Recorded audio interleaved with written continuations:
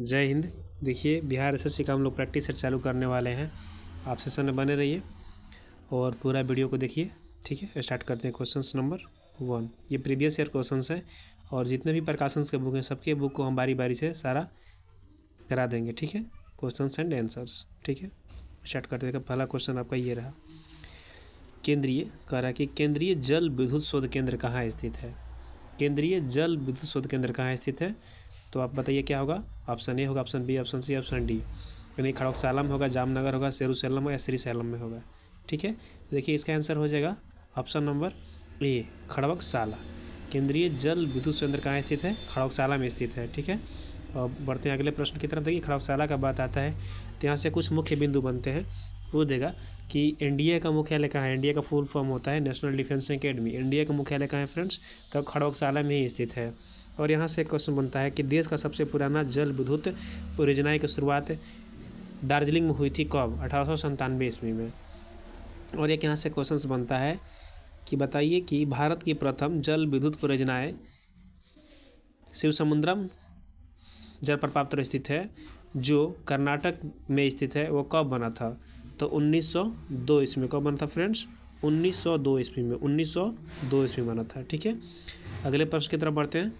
अगला प्रश्न आपका ये रहा, क्वेश्चन नंबर 2, 1857 की क्रांति में निम्नलिखित में से किस एक मित्र द्वारा धोखा मिला और ब्रिटिश द्वारा पकड़ा गया तथा मार दिया गया। कह रहे हैं ना कि 1857 को जब क्रांति हुआ था ना, तो उसमें एक मित्र थे, दो मित्र दोस्त थे, और दोनों दोस्त में एक ऐसा दोस्त उसमें निकला जो अपने मित्र को ही मरवा दिया, अंग्रेजों द्वारा पकड़वा दिया और अंग्रेजों ने उसे मार दिया। ठीक है, तो ये देखिए हो जाएगा, इसका आंसर आपका बताइए क्या होगा। ठीक है, इसका आंसर आपका हो जाएगा ऑप्शन नंबर डी, तत्या टोपे थे, जो इनके ही दोस्त ने, तत्या टोपे के दोस्त ने ही इनको मरवा दिया था अंग्रेजों के द्वारा। अच्छा, यहाँ से क्वेश्चन पूछेगा फ्रेंड्स कि बताइए कि जो तत्या टोपे थे उनका मूल नाम क्या था, तो रामचंद्र पांडुरंग। क्या नाम था फ्रेंड्स, रामचंद्र पांडुरंग। क्या नाम था फ्रेंड्स, रामचंद्र पांडुरंग। और एक यहाँ से क्वेश्चन बनता है फ्रेंड्स, पूछ देगा आपसे कि बताइए कि जो तत्या टोपे की 1857 क्रांति में जो मरवा दिया था उसका क्या नाम था। इनके जो दोस्त थे, जो इनके बहुत विश्वास करते थे अपने दोस्त पर, और वही दोस्त जो विश्वास करते थे वही मरवा दिया इनको। इनका क्या नाम था फ्रेंड्स, मान सिंह। क्या नाम था फ्रेंड्स, मान सिंह नाम था। क्या नाम था फ्रेंड्स, मान सिंह ने ही तत्या टोपे को अंग्रेजों के द्वारा पकड़वा कर मरवा दिया। और यहाँ से क्वेश्चन बनता है फ्रेंड्स, एक क्वेश्चन क्या बनता है फ्रेंड्स, देखिए क्या क्या और क्वेश्चंस बनता है। एक क्वेश्चन आपका ये बनेगा कि पूछेगा कि बताइए कि 1857 की क्रांति में नाना तत्या टोपे को कब फांसी की सज़ा सुनाया था अंग्रेजों ने, तो सुनाया था 18 अप्रैल, क्या होगा फ्रेंड्स, 18 अप्रैल 1859 ईस्वी को। क्या होगा, 18 अप्रैल 1859 ईस्वी को। ठीक है, देखिए और यहाँ से क्वेश्चंस बनते हैं, ये विभिन्न प्रकार के क्वेश्चन यहाँ से बनेंगे। देखिए, और यहाँ से क्वेश्चन बनता है कि पूछेगा आपसे कि 1857 को जो क्रांति हुआ था उसमें नायक और नेता का नाम पूछे। कौन से नायक कौन से नेता कहाँ से आए थे और क्या क्या उनका नाम था कहाँ 1857 क्रांति में। तो यहाँ पर हम एक दिन लिख देते हैं नायक, ये हो गया नायक, ये हो गया नेता। ठीक है, तो स्क्रीन पर जगह ज़्यादा तो नहीं होता है, फिर भी हम आपको लिख दे रहे हैं। ठीक है, देखिए आपसे पूछेगा कि बताइए कि कुंवर सिंह यानी वीर कुंवर सिंह कहाँ से 1857 क्रांति में भाग लिए थे, तो वीर कुंवर सिंह भाग लिए थे आरा से, जगदीशपुर के आरा से। कहाँ से हो गया, जगदीशपुर के आरा से। ठीक है फ्रेंड्स, जगदीशपुर के आरा से। फिर आपसे क्वेश्चन पूछ देगा फ्रेंड्स कि बताइए कि नाना साहब कहाँ से भाग लिए थे 1857 क्रांति में। नाना साहब एवं तत्या टोपे कहाँ से भाग लिए थे फ्रेंड्स, तो ये लिए थे कानपुर से। कहाँ से लिए थे फ्रेंड्स, कानपुर से भाग लिए थे। कहाँ से लिए थे, कानपुर से। कहाँ से लिए थे, कानपुर से भाग लिए थे। ठीक है, और क्वेश्चन बनेगा आपसे कि बताइए कि बेगम हजरत महल 1857 की क्रांति में कहाँ से भाग लिए थे, तो बेगम बताइए आप लोग कहाँ होगा, इसका आंसर क्या होगा। बेगम हजरत महल कहाँ से भाग लिए थे फ्रेंड्स, तो ये भाग लिए थे लखनऊ से। कहाँ से लिए थे, लखनऊ से भाग लिए थे बेगम हजरत महल।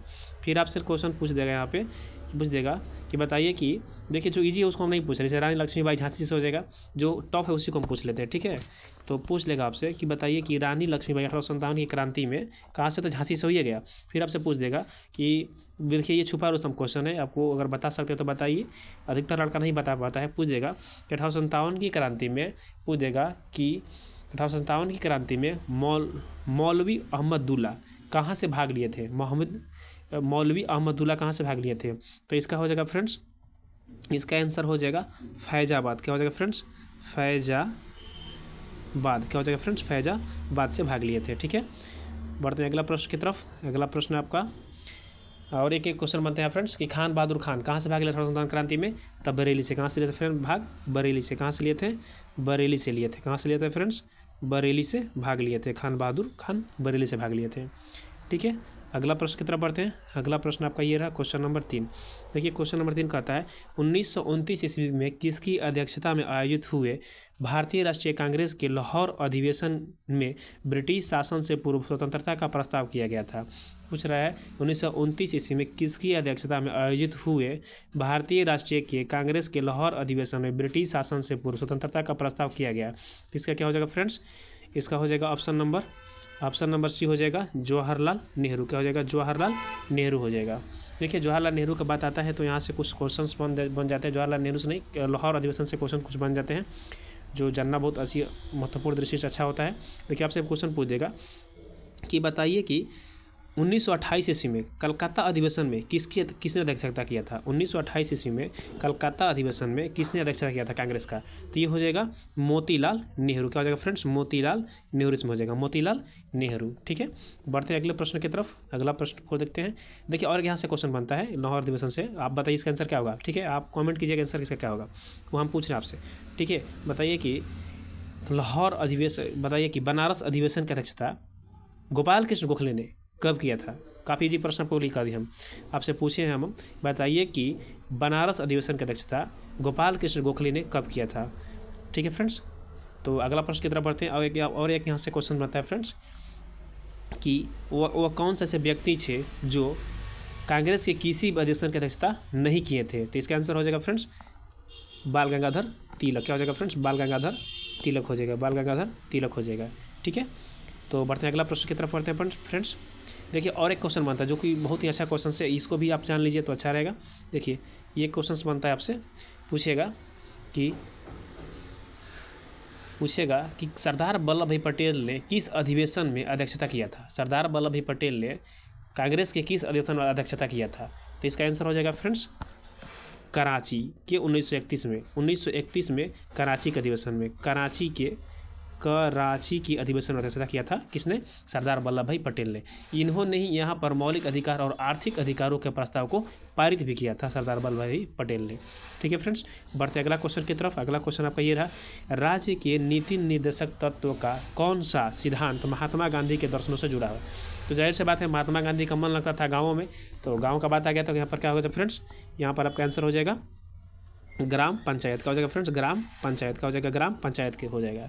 ठीक है, जैसे ही राज्य के निर्देशक तत्वों के बारे में बात आता है तो आपसे ये क्वेश्चन पूछ सकता है कि बताइए कि राज्य के निर्देशक तत्व सिद्धांत किस भाग में वर्णन, अनुच्छेद कितना से कितना है? तो आप बताइए तो क्या होगा?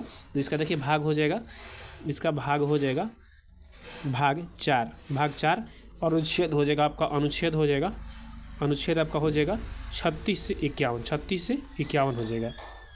ठीक है, देखिए 36 से 51 को हम तो सभी को नहीं जानेंगे, लेकिन इसमें से कुछ मोस्ट इंपॉर्टेंट है जिनको जानना बहुत जरूरी होता है, कुछ अनुच्छेदों को 36 से 51 के बीच में। ठीक है, तो देखिए आपसे पूछेगा इसमें कि बताइए कि आपसे पूछेगा फ्रेंड्स, ये बताइए कि धन का समान वितरण, राज्य के नीति निर्देशक तत्व के सिद्धांत के अनुसार बताइए कि धन का समान वितरण किस अनुच्छेद में वर्णन है? तो बताइए, आपको पता है तो बताइए। बहुत सारे बच्चों नहीं बता पाते हैं तो हमसे जानिए आप। ठीक है, इसका हो जाएगा अनुच्छेद 39 के सी हो जाएगा। धन के समान वितरण का बात कही गया है अनुच्छेद 39 के सी में। फिर आपसे एक क्वेश्चन पूछेगा इसी अनुच्छेद से इसे कि ग्राम पंचायतों का गठन, तो अनुच्छेद 40 आपको पता है। फिर आपसे क्वेश्चन पूछेगा यहाँ पर कि प्रस्तुति की सहायता, राज्य के नीति तत्व के सिद्धांत के अनुसार प्रस्तुति की सहायता किस अनुच्छेद में कही गई है? तो अनुच्छेद हो जाएगा 42। क्या हो जाएगा फ्रेंड्स? अनुच्छेद 42 में बात यह कही गई है।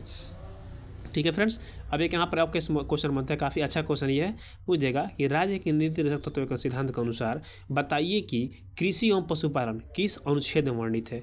कृषि एवं पशुपालन की बात आएगा तो अनुच्छेद हो जाएगा फ्रेंड्स, अनुच्छेद हो जाएगा 48। क्या हो जाएगा? अनुच्छेद 48 हो जाएगा।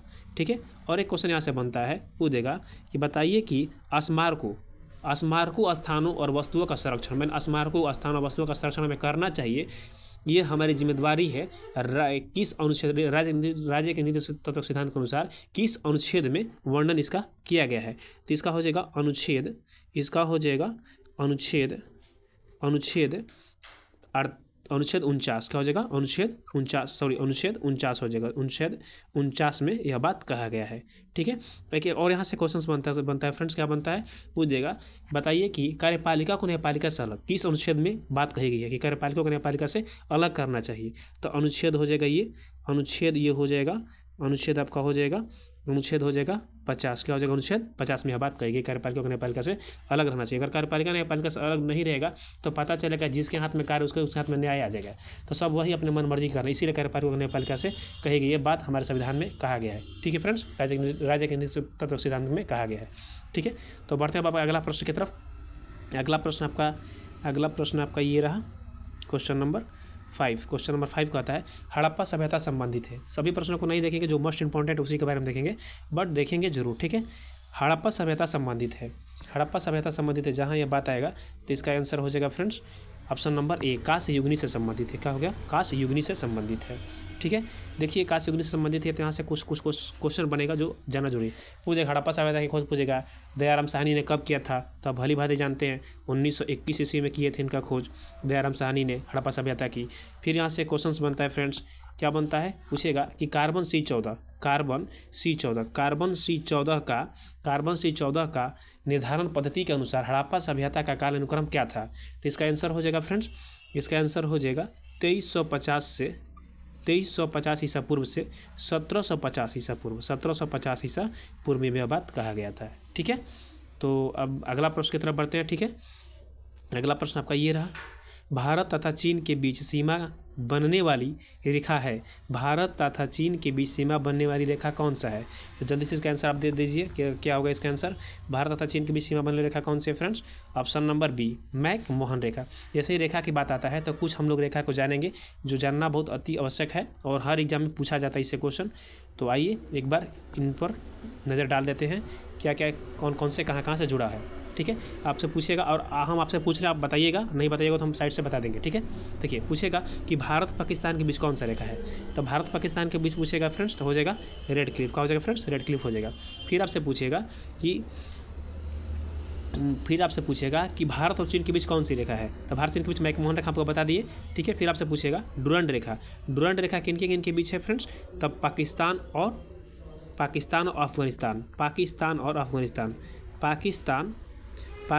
और अफगानिस्तान के बीच है। ठीक है, और आपसे पूछेगा फ्रेंड्स बताइए कि 17वीं समानांतर रेखा किन के बीच है, 17वीं समानांतर रेखा किन के बीच स्थित है। ठीक है, आपसे ये पूछेगा तो आपका इसका हो जाएगा उत्तरी वियतनाम। क्या हो जाएगा? उत्तरी वियतनाम से और दक्षिणी वियतनाम के मध्य, उत्तरी वियतनाम और दक्षिणी वियतनाम के मध्य हो जाएगा। फिर आपसे एक क्वेश्चन पूछेगा यहाँ से, बताइए कि 49वीं समानांतर रेखा किसके बीच है, 49वीं समानांतर रेखा किसके बीच है। तो ये हो जाएगा यूएसए एवं कनाडा, कनाडा के बीच स्थित है। ठीक है फ्रेंड्स, और आपसे एक क्वेश्चन पूछेगा यहाँ से, क्या पूछेगा? हिंडनबर्ग रेखा किन के बीच है, तो हिंडनबर्ग रेखा हो जाएगा फ्रेंड्स जर्मनी और पोलैंड के बीच। क्या हो जाएगा? जर्मनी और पोलैंड के बीच, जर्मनी और पोलैंड के बीच स्थित है। फिर आपसे एक क्वेश्चन पूछेगा मैगिनॉट रेखा, आप बताइए इसका आंसर क्या होगा? मैगिनॉट रेखा किसके बीच है? मैगिनॉट रेखा हो जाएगा जर्मनी और फ्रांस के बीच, मैगिनॉट हो जाएगा जर्मनी और फ्रांस के बीच, जर्मनी और फ्रांस के बीच हो जाएगा मैग्नेट रेखा हो जाएगा। ठीक है फ्रेंड्स, अगला क्वेश्चन इसी में बनता है, पूछ देगा कि आर्डिनेस रेखा किसके बीच है, तो जर्मनी और पोलैंड के बीच। आर्डिनेस हो जाएगा जर्मनी और पोलैंड के बीच, जर्मनी और पोलैंड के बीच। देखिए आर्डिनेस रेखा और हिंडनबर्ग रेखा दोनों ही जर्मनी और पोलैंड के बीच ही स्थित है। ठीक है फ्रेंड्स, बढ़ते हैं अगला प्रश्न की तरफ। अगला प्रश्न आपका ये रहा, पूछ रहा है कि नीचे दी गई प्रमुख घटनाओं का सही तिथि क्रम क्या है, तो देखिए इसका आंसर क्या हो जाएगा? इसका पूछ रहा है ना कि मतलब कि क्वेश्चन ये दे दिया चारों को सजाना है, कैसे होगा? Option A, option B, option C, option D. ठीक है, देखिए पूछ रहा है कि SLV 3 लॉन्च कब किया। देखिए SLV 3 बता देते आपको, SLV 3 कब लॉन्च किया गया आपको, SLV 3 कहेगा ना, तो देखिए SLV 3 आपको किया गया है 2001 ईस्वी में, 2001 ईस्वी से लॉन्च किया गया। फिर पूछेगा कि बांग्लादेश बना कब, तो जानते हैं कि बांग्लादेश 1971 ईस्वी में बना है, 1971 ईस्वी में। फिर आपसे पूछेगा भारत सिक्किम भारत 22वां राज्य कब बना, तो ये बना है 1975, कब बना है 1975। फिर आपसे पूछेगा पोखरण का परीक्षण, पोखरण फर्स्ट का परीक्षण, तो ये हो जाएगा 1974। तो आप सजा दीजिए कैसे कैसे सजेगा, तो देखिए आसानी से आप सजा सकते हैं। इसका हो जाएगा देखिए 1971 पहले आएगा 2, तो देखिए 2 इसमें ऑप्शन ए और सी, यहाँ पर तो कट गया ऑप्शन बी कट गया, ऑप्शन डी कट गया, बचा ए और सी में देखेंगे 1971 पहले आएगा, 1971 2 आ गया, इसमें भी 2। अब देखिए 1971 तो 1974 आएगा, 1974 में 4 है, तो ऑप्शन नंबर ए हो गया, ये सही हो गया, सजा दिए, कोई दिक्कत नहीं है। अब बढ़ते हैं अगले प्रश्न की तरफ फ्रेंड्स। देखिए और यहाँ से क्वेश्चंस बनता है जो आप जान लीजिए। मैं यहाँ पर आया बात तो पोखरण का था, तो पोखरण 1 का तो हो गया 1974, लेकिन पोखरण 2 का पूछ देगा कि पोखरण 2 का परीक्षण कब किया गया था, ठीक है। तो पोखरण 2 का पूछेगा, पोखरण 2 का हो जाएगा तो 11 एवं 13 मई को किया गया था 1998 ईस्वी में, 1998 ईस्वी में पोखरण 2 का परीक्षण 11 एवं 13 मई को किया गया था, ठीक है। देखिए अब यहाँ से एक और क्वेश्चन बनता है कि पोखरण 1 का जो परीक्षण किया गया था, पोखरण 1 का परीक्षण किया गया, उसका कोड नाम क्या था स्माइलिंग बुद्धा। क्या नाम था, स्माइलिंग बुद्धा। क्या नाम था फ्रेंड्स, स्माइलिंग बुद्धा। और यहाँ कैसे क्वेश्चन बनेगा फ्रेंड्स कि भारत के राज्यों का एक संघ है जो 28 राज्य के 28 प्रदेश है, ये जान चुके हैं, ठीक है। देखिए अब अगला क्वेश्चन की तरफ बढ़ते हैं। क्वेश्चन तो बहुत सारे हम बताने के लिए बता देंगे आपको, लेकिन बट टाइम भी देखना है ना, तो टाइम को देखते हुए अगला प्रश्न की तरफ बढ़ते हैं। देखिए अगला प्रश्न पर ये रहा, निम्नलिखित में किन देशों के समूह से भूमध्य रेखा गुजरती है। पूछ रहा है निम्नलिखित में से किन देशों का समूह से भूमध्य रेखा गुजरती है, ठीक है। देखिए हम सबसे पहले ये बताते थे भूमध्य रेखा में कुल कितने मतलब देश जो गुजरती है भूमध्य रेखा से होकर। उसके बाद ये आप आंसर खुद ही बता पाइएगा कैसे कैसे होता है। देखिए भूमध्य रेखा क्वेश्चन नंबर कितना था, क्वेश्चन नंबर 8 था। देखिए इसका आंसर बता देते हैं आपको, क्या होगा आप बताइए, आप जानते हैं तो आप बता दीजिए। देखिए इसका हो जाएगा option number B. Option number B कहता है, ऑप्शन नंबर बी भूमध्य रेखा केन्या, कोलंबिया, केन्या तथा इंडोनेशिया से होकर गुजरता है। लेकिन यही नहीं और भी है। देखिए क्वेश्चन यही एक और प्रश्न बनता है कि बताइए कि भूमध्य रेखा से कुल कितने देश होकर गुजरते हैं। तो कुल कितने हो जाएगा फ्रेंड्स, यहाँ पर हो जाएगा कुल 13 देश। कुल 13 देश ऐसे हैं जो भूमध्य रेखा से होकर गुजरते हैं। और कौन कौन है ये भी देख लीजिए। देखिए एशिया महादेश में पूछेगा ना, एशिया महादेश में कितने देश जो भूमध्य रेखा से होकर गुजरते हैं, देखिए क्या क्या हो जाएगा, मालदीव हो जाएगा आपका, मालदीव हो जाएगा आपका, इंडोनेशिया हो जाएगा, मालदीव इंडोनेशिया आपका, ब्राज़ील हो जाएगा, Maldives Indonesia Brazil, Maldives Indonesia Kiribati, Maldives Indonesia और किराबती, और आपका साओ टोमा हो जाएगा। फिर आपका हो जाएगा पिनसिप हो जाएगा, क्या हो जाएगा, पिनसिप हो जाएगा। देखिए ये हो गया इसमें। और पूछेगा मतलब एशिया से बता दिए, और पूछेगा दक्षिणी अमेरिका के ऐसे कौन कौन से देश हैं जो भूमध्य रेखा से होकर गुजरते हैं। ये काफ़ी अच्छे क्वेश्चन है। दक्षिणी अमेरिका के कौन कौन से ऐसे देश हैं जो भूमध्य रेखा से होकर गुजरते हैं, मात्र 3 ही से देश हैं। कौन कौन है फ्रेंड्स, इक्वाडोर। कौन से फ्रेंड्स, इक्वाडोर है, एक है दक्षिणी अमेरिका का इक्वाडोर है, और आपका एक हो जाएगा इक्वाडोर हो, एक हो जाएगा कोलंबिया हो जाएगा, एक हो जाएगा आपका ब्राज़ील, ठीक है।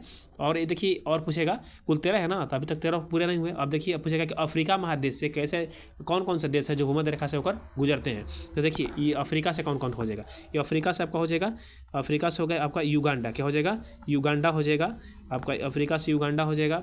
फिर आपका हो जाएगा केन्या हो जाएगा, फिर आपका सोमालिया हो जाएगा, फिर आपका गैबन हो जाएगा, फिर आपका कांगो गणराज्य हो गया, क्या हो जाएगा, कांगो गणराज्य हो जाएगा, ठीक है फ्रेंड्स। तो इसी तरह के सारे मतलब 13 देशों को हम लोग देख चुके हैं। तो अगला प्रश्न की तरफ बढ़ते हैं फ्रेंड्स। अगला प्रश्न आपका देखिए आपसे यहाँ से क्वेश्चन बनता है, भूमध्य रेखा की बात आती है तो पूछ देगा क्वेश्चन कि 1 डिग्री देशांतर भूमध्य रेखा की दूरी, 1 डिग्री देशांतर पर भूमध्य रेखा की दूरी कितनी होती है। तो 1 डिग्री देशांतर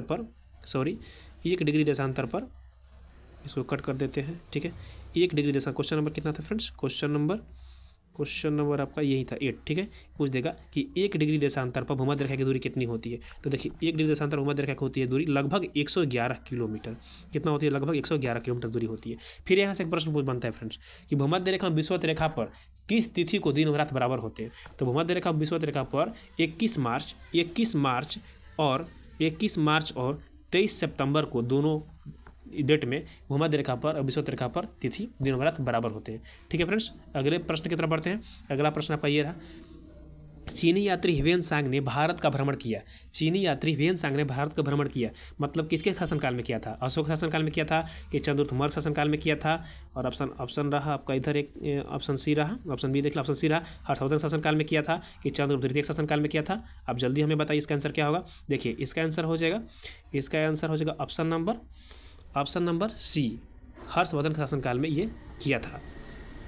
ठीक है, अब अगले प्रश्न पर इसमें इससे भी बहुत सारे प्रश्न बनेंगे, लेकिन अगले प्रश्न की तरफ हम बढ़ते हैं जो VVI प्रश्न है उसी को हम देखेंगे। ठीक है, यहाँ पर अगला प्रश्न ये आ गया, बताइए यहाँ पर अगला प्रश्न आपका ये रहा, पूछ रहा है कि संपूर्ण क्रांति का आह्वान किया था किसने? तो काफ़ी इजी प्रश्न है, आपको जल्दी इसका आंसर कर दीजिए। इसका आंसर हो जाएगा जयप्रकाश नारायण। संपूर्ण क्रांति का आह्वान किसने किया था? जयप्रकाश नारायण ने किए थे। ठीक है, इन्हें लोकमान्य के नाम से भी जाना जाता है, जयप्रकाश नारायण को। जयप्रकाश नारायण की बात आती है तो इससे यही क्वेश्चन पूछेगा। देखिए इसे एक और क्वेश्चन पूछेगा फ्रेंड्स, क्या पूछेगा कि बताइए कि जयप्रकाश नारायण का जन्म कब हुआ था? तो जयप्रकाश नारायण का जन्म हमको बता देते हैं कब हुआ था। 1902 ईस्वी में हुआ था जयप्रकाश नारायण का जन्म, 11 अक्टूबर 1902 ईस्वी को। और कहाँ हुआ था फ्रेंड्स? तो बिहार के सिताबा दियारा में। कहाँ हुआ था फ्रेंड्स? बिहार के सिताबा दियारा में। कहाँ हुआ था फ्रेंड्स? बिहार के सिताबा दियारा में हुआ था। बिहार के सिताबा दियारा में हुआ था। और यहाँ से प्रश्न बनते हैं फ्रेंड्स, जयप्रकाश नारायण से बनते हैं। क्या बनते हैं फ्रेंड्स? पूछेगा कि जयप्रकाश नारायण को मरणोपरांत यानी भारत रत्न कब मिला था? जयप्रकाश नारायण को मरणोपरांत यानी भारत रत्न कब मिला था? फ्रेंड्स? इन्हें मिला था 1999 ईस्वी को। 1999 ईस्वी को जयप्रकाश नारायण को मरणोपरांत दिया गया था। ठीक है, जो सबसे बड़ा सर्वोच्च सम्मान है देश का हमारा। ठीक है, और यहाँ से क्वेश्चन बनता है फ्रेंड्स कि ये पूछ देगा कि संपूर्ण क्रांति जयप्रकाश नारायण को जो नारा दिए थे संपूर्ण क्रांति का, ये कहाँ से दिए थे? तब पटना के ऐतिहासिक गांधी मैदान में दिए थे। पटना के ऐतिहासिक गांधी मैदान में जयप्रकाश नारायण ने संपूर्ण क्रांति का नारा दिए थे। और ये भी पूछेगा ये कब दिए थे फ्रेंड्स? ये कब दिए थे जयप्रकाश नारायण ने संपूर्ण क्रांति का नारा? ये जो दिए थे कब दिए थे? तो ये दिए थे फ्रेंड्स, ये क्या हो गया, देखिए ये दिए थे जयप्रकाश नारायण ने संपूर्ण क्रांति का नारा दिए थे 1979 ईस्वी में। कब दिए थे? 1979 ईस्वी में दिए थे। और यहाँ से एक प्रश्न बनता है फ्रेंड्स जयप्रकाश नारायण से, क्या बनेगा? पूछेगा कि सर्वोदय योजना की शुरुआत किसने किया था? तो जयप्रकाश नारायण ने। सर्वोदय योजना की शुरुआत किसने किया था? जयप्रकाश नारायण ने। कब किया था? तो 1950 ईस्वी में। कब किया था? 1950 ईस्वी में। ठीक है, इतना सारे प्रश्न बन चुके हैं यहाँ से। ठीक है, तो और भी सारे प्रश्न हैं बट टाइम नहीं ज़्यादा होने के कारण हम लोग आगे की तरफ बढ़ेंगे, अगला क्वेश्चन की तरफ बढ़ते हैं। अगला क्वेश्चन आपका ये रहा, पूछेगा अगला क्वेश्चन में कि विंग्स ऑफ फायर के लेखक कौन है? विंग्स ऑफ फायर के लेखक कौन है फ्रेंड्स? तो आपको आंसर देना होगा कि विंग्स ऑफ फायर के लेखक कौन है। इसका हो जाएगा APJ Abdul Kalam. Option number APJ Abdul Kalam. देखिए APJ अब्दुल कलाम की बात आता है तो यहाँ से बहुत सारे प्रश्न बन जाते हैं। जैसे आपको बता देते हैं, पूछ देगा कि इग्नाइटेड माइंड्स पुस्तक की लेखक कौन है? तो APJ अब्दुल कलाम। फिर आपसे पूछ देगा कि बताइए कि यू आर बॉर्न टू ब्लम्स किसकी रचना है? APJ अब्दुल कलाम की। पूछ देगा कि टेक माई जर्नी ब्यूट किसकी रचना है? अब्दुल कलाम, APJ अब्दुल कलाम के। फिर पूछ देगा इंडिया 2020 किसकी रचना है? APJ अब्दुल कलाम के। फिर आपसे पूछेगा ये vision for the new million किसकी रचना है? तो APJ अब्दुल कलाम। फिर आपसे पूछेगा कि इंडियन माई ड्रीम किसी आत्मकथा है? तो APJ अब्दुल कलाम के। ठीक है फ्रेंड्स, तो बढ़ते अगला प्रश्न की तरफ। देखिए अगला प्रश्न आप ये रहा, भाखड़ा नालंग बांध। क्या फ्रेंड्स? भाखड़ा नालंग बांध पूछेगा। भाखड़ा नालंग बांध किस पर स्थित है फ्रेंड्स? तो ऑप्शन नंबर आपका हो जाएगा, जल्दी से आंसर दे दीजिए।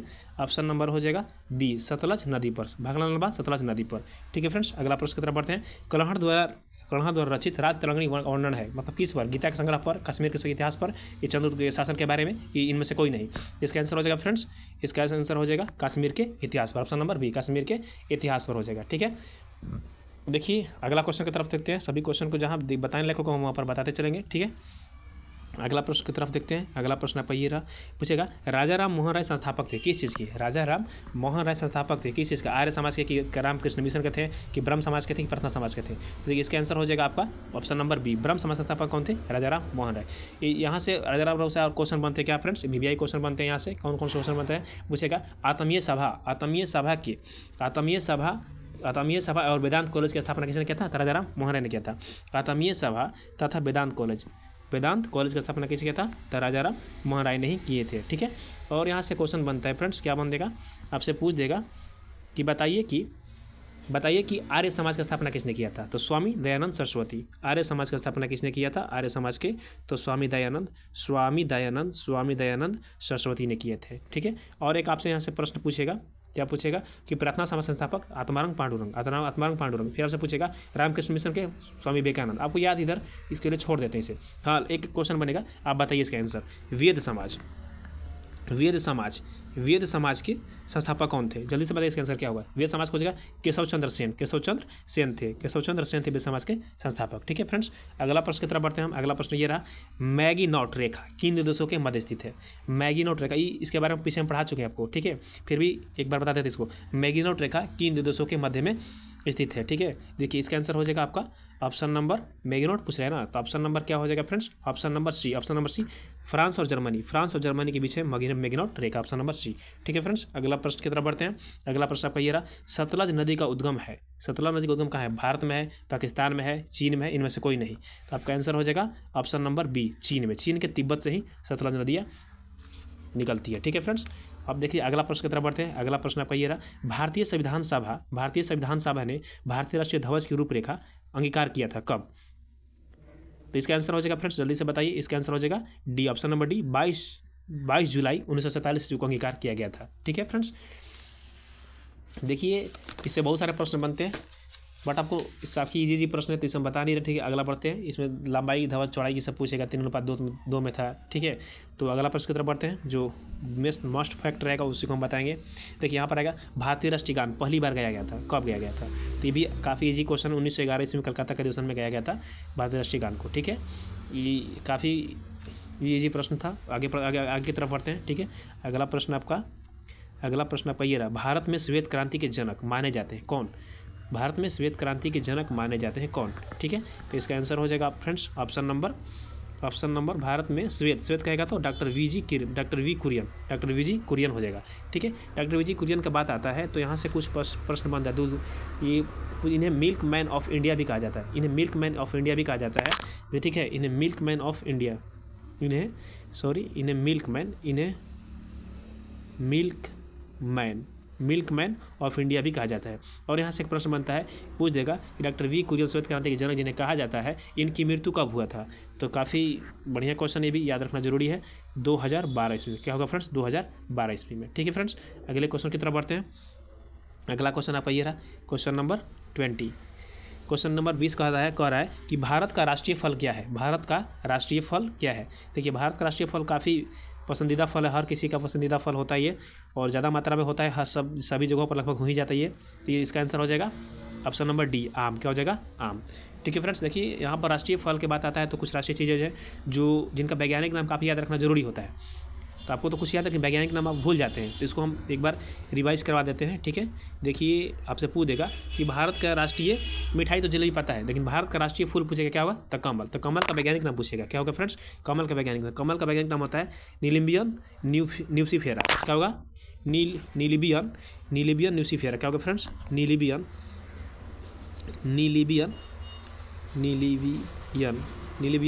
न्यूसिफेरा। क्या होगा?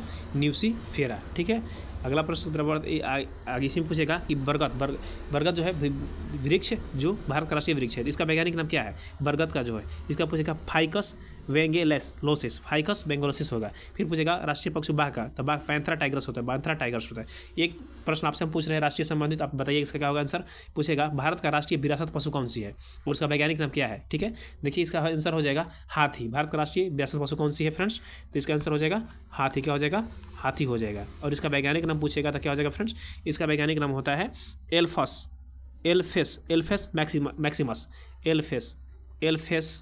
एल्फेस मैक्सिमस होता है। क्या होता है फ्रेंड्स? एल्फेस मैक्सिमस होता है। ठीक है, और अगला प्रश्न की तरफ बढ़ते हैं फ्रेंड्स। ना क्वेश्चन हम देखें, क्वेश्चन नंबर 21 की तरफ बढ़ते हैं हम लोग। 21 क्वेश्चन क्या हमसे कह रहे हैं, देखिए ये कह रहा है दुनिया का नवीनतम देश कौन सा है? पूछ रहा है इसमें कि दुनिया का नवीनतम देश कौन सा है। ठीक है फ्रेंड्स, तो दुनिया का नवीनतम देश यानी पूछ रहा है, ये मतलब तो लग ही में बोला होगा। ठीक है, दुनिया का नवीनतम देश पूछ रहा है कौन सा है फ्रेंड्स? तो देखिए इसका आंसर हो जाएगा, इसका आंसर आप बताइए क्या होगा। ठीक है, दुनिया का नवीनतम देश कौन सा बना है फ्रेंड्स? तो इसका नाम हो जाएगा फ्रेंड्स ऑप्शन नंबर ए दक्षिणी सूडाना। क्या हो जाएगा? दक्षिणी। दुनिया का न्यूनतम देश कौन सा है? दक्षिणी सूडाना। देखिए इसके बारे में कुछ बता देते हैं, पूछ देगा ना कि दुनिया का न्यूनतम देश दक्षिणी सूडाना है। देखिए सूडाना से अलग होकर ही 2011 ईस्वी में ये दक्षिणी सूडाना स्वतंत्र हुआ था। सूडाना से अलग होकर ही कौन बना? दक्षिणी सूडाना बना, इसका नाम हो गया। इसकी राजधानी कहाँ थी? जुबा थी। सूडाना का पूछा दक्षिणी सूडाना की राजधानी कहाँ है? जुबा। क्या है फ्रेंड्स? इसकी राजधानी कहाँ है? इसकी राजधानी हो जाएगा जुबा। क्या हो जाएगा? इसकी राजधानी हो जाएगा जुबा। क्या हो जाएगा? जुबा। फिर आपसे पूछ देगा कि सूडाना कहाँ था? सूडाना हो जाएगा फ्रेंड्स कहाँ? खार्तूम। सूडाना क्या राजधानी था? खार्तूम था। क्या था? खार्तूम था। खार्तूम था। ठीक है, अगले प्रश्न की तरफ बढ़ते हैं। अगला प्रश्न आपका क्या रहा? क्वेश्चन नंबर 22 पूछेगा न्यूनतम साक्षरता वाला प्रदेश कौन सा है? फूटी किस्मत किसका है? बिहार। क्या हो जाएगा इसका आंसर? बिहार। न्यूनतम साक्षरता प्रतिशत दर किसका है? अब आगे हम लोग आगे हो चुके होंगे, बिहार हो गया। क्या हो जाएगा? बिहार हो जाएगा। ठीक है, अगला प्रश्न आपका ये रहा। अगला प्रश्न 31 सम्राट अशोक जिसने 40 वर्षों तक शासन किया, सम्राट अशोक जिसने 40 वर्षों तक भारत में राज किया, भारत की उस समय राजधानी कहाँ थी? पूछ रहा है कि जब अशोक तो था सम्राट, 40 वर्ष तक राज किया भारत में, तो उस समय इसका राजधानी कहाँ बनाया था? तो इसका राजधानी बनाया था कहाँ फ्रेंड्स? पाटलिपुत्रा। कहाँ बनाया था? पाटलिपुत्रा बनाया था। ठीक है, अशोक से बहुत सारे क्वेश्चंस बनते हैं। ठीक है, तो अशोक से बहुत सारे क्वेश्चन में यही बनेगा कि अशोक की पूछेगा अशोक कितने ईसा पूर्व में मगध के राजशासन में बैठा। तो आप बताइए, अगर याद हो तो बताइए, नहीं आता तो देख लीजिए, बताते हैं आपको। 269 ईसा पूर्व में 269 ईसा पूर्व में अशोक ने मगध के शासन पर बैठा था। फिर आपसे पूछेगा कि बताइए कि अशोक ने अपने राज अभिषेक के कितने वर्ष कलिंग पर विजय किया था? राज्य अभिषेक करने के बाद कितने वर्ष तक कलिंग पर विजय किया था? तो 8वें वर्ष के उपरांत। कितना फ्रेंड्स? 8वें वर्ष के उपरांत में। ठीक है, और भी सारे प्रश्न पूछ देगा कि चंद्रगुप्त मौर्य का पुत्र बिंदुसार था तथा बिंदुसार का पुत्र अशोक था। ठीक है, तो इतने भी सारे प्रश्न थे हम लोग देख चुके हैं। और सारनाथ पूछेगा, सारनाथ निर्माण अशोक नहीं कराया था। तो अगला प्रश्न की तरफ बढ़ते हैं। जो बता रहे हैं, जो जानना बहुत जरूरी उसी को हम बताएंगे। ठीक है, देखिए ऐसा प्रथम इंजीनियर क्वेश्चन नंबर 24 ऐसा प्रथम इंजीनियर जो स्नातक जो किसी राज्य का 2 बार मुख्यमंत्री रहा हो। तो ये तो हम लोग ही कर सकते हैं। ये ऑप्शन क्या हो जाएगा फ्रेंड्स? ये अपना बिहार। क्या हो जाएगा? अपना बिहार हो जाएगा। ठीक है, और अगला प्रश्न की तरफ बढ़ते हैं। ये बिहार कौन हो गए? नीतीश कुमार। नीतीश कुमार। ठीक है, ये पलटू राम हो गए हैं जो अब फिलहाल में। ठीक है, और अगला प्रश्न की तरफ बढ़ते हैं। ठीक है, अगला प्रश्न आपसे पूछ रहा है निम्नलिखित में से कौन सा देश आसियान देश का सदस्य नहीं है? पूछ रहा है कौन सा देश आसियान देश का सदस्य नहीं है। ठीक है, तो हम लोग जानेंगे पहले कौन कौन है। ठीक है, उसके बाद जानेंगे कौन नहीं है। ठीक है, तो आसियान देश का कौन कौन सदस्य है हम लोग ये पहले जानते हैं। देखिए इसका आंसर हो जाएगा आसियान देश का। आसियान का देखिए फुल फॉर्म होता है क्या? Association of south east Asia nation. Association of south Asian nation. ठीक, association of south east Asian nation. ठीक है, देखिए एशियान में कौन कौन से सदस्य देश आते हैं? देखिए इसका आंसर हो जाएगा फ्रेंड्स मम्यार। एक हो जाएगा मम्यार हो जाएगा। कंबोडिया हो जाएगा आपका मम्यार कंबोडिया। फिर आपका हो जाएगा लाओस हो जाएगा। फिर आपका वियतनाम हो जाएगा। फिर आपका थाईलैंड हो जाएगा। फिर आपका हो जाएगा बुरनोई हो जाएगा। फिर आपका हो जाएगा इंडोनेशिया। फिर आपका इंडोनेशिया हो जाएगा। फिर आपका मलेशिया हो जाएगा। फिर आपका फिलीपींस हो जाएगा। फिर आपको सिंगापुर हो जाएगा। इतने सारे देश जो हैं आसियान देश का सदस्य हैं। इसमें देख लीजिए कौन नहीं है। ये वियतनाम है भी किया, बुरनोई है भी किया है, म्यांमार है भी किया है। तो नहीं कौन है? तो ऑप्शन नंबर सी यानी बांग्लादेश इसमें नहीं है। ठीक है, तो देखिए पूछ देगा कि आसियान का स्थापना पूछता है, तो आपको पता है तो बताइए। तो इसकी स्थापना हुआ था आसियान की कब हुआ था फ्रेंड्स? आसियान का आपका स्थापना पूछ देगा, तो इसकी स्थापना हुआ था आसियान का बता देते हैं हम आपको। आसियान का स्थापना हुआ था 8 अगस्त 1967। 8 अगस्त 1967 ईस्वी को 1967 ईस्वी को आसियान का स्थापना 8 अगस्त 1967 ईस्वी को। फिर इसका मुख्यालय पूछेगा तो इंडोनेशिया जकार्ता में है। फिर आपसे एक क्वेश्चन पूछ देगा कि 24 अगस्त 1996 ईस्वी को भारत इसका पूर्ण संवाद में सहभाग बना था। वर्तमान में इसका सदस्य देश 10 है। वर्तमान में आसियान के सदस्य देश कितने हैं फ्रेंड्स? 10 हैं। ठीक है, तो आगे की तरफ बढ़ते हैं। अगला प्रश्न आपका क्या रहा? 25 हो गया। अब देखते हैं 26 प्रश्न आपका ये रहा। उस राज्य का नाम बताइए जहाँ भारत का प्रथम राष्ट्रपति चुना गया। तो जानते ही हैं हम लोग प्रथम में हर चीज़ में स्थान रखते हैं। अपना हो जाएगा बिहार। वही राजेंद्र प्रसाद हैं जिनका जन्म जीरादेई गाँव में हुआ था। ठीक है, तो अगले प्रश्न की तरफ बढ़ते हैं फ्रेंड्स। अगला फ्रेंड्स आपका ये रहा 27 सिखों के 10वें गुरु गोविंद सिंह जी का जन्म कहाँ हुआ था? ये भी काफ़ी हम लोग आगे हैं फ्रेंड्स। इसका हो जाएगा क्या?